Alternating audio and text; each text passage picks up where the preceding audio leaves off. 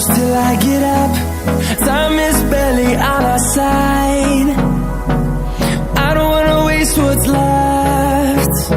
আজকে এসেছি আরও একটা ভিডিও নিয়ে। আজকে আমি বানাবো মাটন হান্ডি। তার জন্য আমি এখানে 1 কেজি মাটন নিয়েছি। মাটনটাকে ভালো করে ধুয়ে পরিষ্কার করে পানি ঝরাতে রেখে দিয়েছি। এখন একটা বোল নিয়েছি, বোলের মধ্যে দিয়ে দিচ্ছি পেঁয়াজ। এখানে আমি নিয়ে নিচ্ছি প্রায় 200 গ্রাম পেঁয়াজ। এখন এর মধ্যে কিছু মশলা দিয়ে দেবো। দিয়ে দিচ্ছি 1/2 চামচ হলুদ, 1/2 চামচ লঙ্কা, চামচের একটু বেশি জিরে, 1/2 চামচ দিয়ে দিচ্ছি 1/2 চামচ কাশ্মীরি লঙ্কা, দিয়ে দিচ্ছি 1/2 চামচ মরিচ গুঁড়ো, দিয়ে দিচ্ছি 1/2 চামচ চাট মশলা। সব দেওয়া হয়ে গেছে। এখন কিছু গোটা মশলা দেবো। এখানে নিয়ে নিচ্ছি 3টে তেজপাতা। তেজপাতাগুলোকে ছিঁড়ে দিচ্ছি। দিয়ে দিচ্ছি 3টে শুকনো লঙ্কা, দিয়ে দিচ্ছি 1 টুকরো দালচিনি, দিয়ে দিচ্ছি 4টে এলাচ, আরও দিয়ে দিচ্ছি 4টে লবঙ্গ, দিয়ে দিচ্ছি 1/2 চামচ গোলমরিচ, গোটা গোলমরিচ, আরও দিয়ে দিচ্ছি 1/2 চামচ গোটা জিরে, দিয়ে দিচ্ছি 1 চামচ নুন। নুনটা আন্দাজ করে দিচ্ছি, লাগলে আবার দেবো। দিয়ে দিচ্ছি 2 চামচ আদা রসুন বাটা। এখন এগুলোকে হাত দিয়ে প্রথমে ভালো করে সব মিক্সড করে নেব।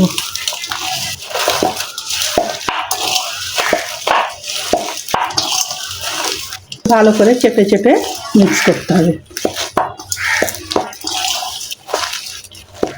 এটা ভালো করে মিক্সড করা হয়ে গেলে আমি মাটনটা এর মধ্যে দিয়ে দেবো। মাটনটাকেও এর সঙ্গে ভালো করে মিক্সড করে নিচ্ছি।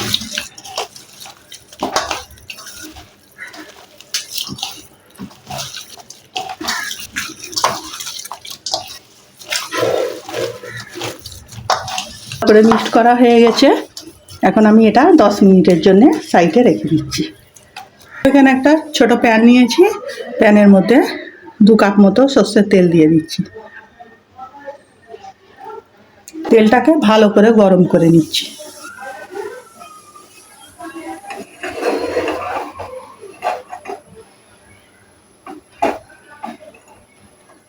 তেলটাকে এতটাই গরম করতে হবে তেলটা থেকে যেন ধোঁয়া উঠে যায়।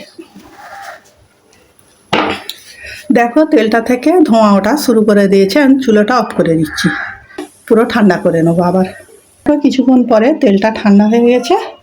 এখন যে মাটনটা আমি মশলা মেখে রেখেছিলাম ওটা এই তেলটা দিয়ে দিচ্ছি। তেলটা পুরোটা দেবো না, একটুখানি রেখে দিচ্ছি। এটাকে ভালো করে হাত দিয়ে আবারও মাখিয়ে নিচ্ছি।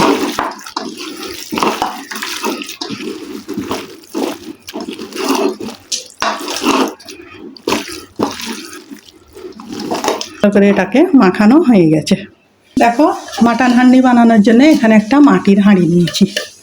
মাটির হাঁড়িটা আমি নিচে কাদা লাগিয়ে নিয়েছি। এখন এই মাটনটা হাঁড়ির মধ্যে দিয়ে দেবো। তার আগে যে তেলটা আমি বাকি রেখেছিলাম ওই তেলটা এর মধ্যে দিয়ে দিচ্ছি।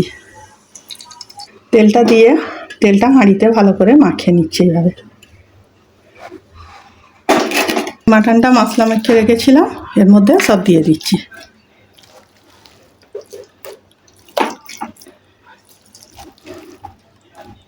করে সব মশলা পেঁয়াজ সব কিছু কুচি এর মধ্যে দিয়ে দিচ্ছি। সব কিছু ভালো করে কুচি এর মধ্যে দিয়ে দিচ্ছি। 2টো গোটা রসুন নিয়েছি, গোটা রসুনগুলো এর মধ্যে দিয়ে দিচ্ছি। হাঁড়ির মাটির সরা আমার কাছে নেই, তাই একটা নর্মাল সরাই আমি এর মধ্যে দিয়ে দিচ্ছি। সরাটা দিয়ে এরকম আটা, রুটি করার আটাকে আমি আগেই ছেনে রেখেছিলাম, এর মধ্যে ভালো করে এটাকে দিয়ে দিচ্ছি, যাতে হাওয়া না বের হয় সেইভাবে ভালো করে দিতে হবে।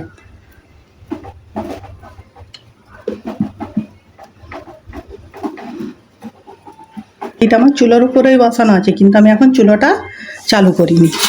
তো দেখো হাঁড়িটা আমি খুব ভালো করে আটা দিয়ে এঁটে দিয়েছি। এখন চুলোটা অন করব। অন করে দিয়েছি। 2 মিনিট চুলোর আঁচটাকে জোর রেখে দিচ্ছি। এইভাবে মিনিট পরে ভিতরটায় ফুটে গেছে। এখন চুলোর আঁচটাকে একদম লো করে দিয়ে এটাকে 1 থেকে 1.5 ঘন্টা হতে দিচ্ছি। 1 থেকে 1.5 ঘন্টা পরে তাহলে ফিরে আসছি আবার। কিছুক্ষণ পর পর একবার করে এইভাবে ধরে এইরকম নাড়িয়ে দিতে হবে এটাকে। কিছুক্ষণ পর পর একবার করে এরকম করে দিতে হবে যাতে মশলাটা ওপর নিচে হয়ে যায়। দেখো প্রায় 1.5 ঘন্টা হয়ে গেছে। এইভাবে এটা একদম লো আঁচে বসানো ছিল। মাঝে মাঝে একবার করে ধরে আমি ঝাঁকিয়ে দিয়েছিলাম। এখন চুলোটা অফ করে দিচ্ছি, দিয়ে এটাকে আরও আধ ঘন্টা এইভাবে রেখে দিচ্ছি ঠান্ডা হওয়ার জন্য। তারপরে আরও আধ ঘন্টা পরে আমি তোমাদের দেখাবো। আধ ঘন্টা পরে আমি চলে এসেছি হাঁড়িটাকে নিয়ে। এখন একটা ছুরির সাহায্যে আটাটাকে এইভাবে কেটে দিচ্ছি। আটাটা আমি কেটে দিয়েছি, হাঁড়ির ঢাকনাটা খুলছি।